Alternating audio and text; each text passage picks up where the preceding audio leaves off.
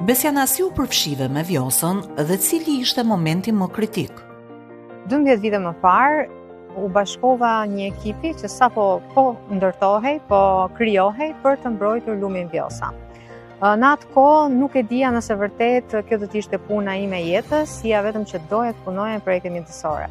Por nuk e dija që Vjosa do të bëjë një pjesë kaq e rëndësishme e jetës time.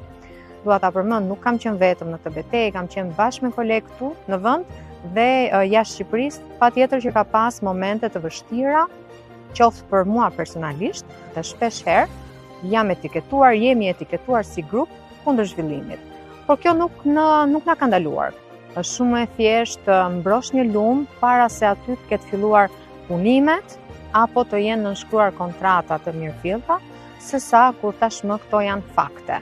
Këto kanë qenë momente goxha të vështira, por nga ana tjetër kanë qenë dhe një motivam i fortë, sepse çështja ka qenë urgjente.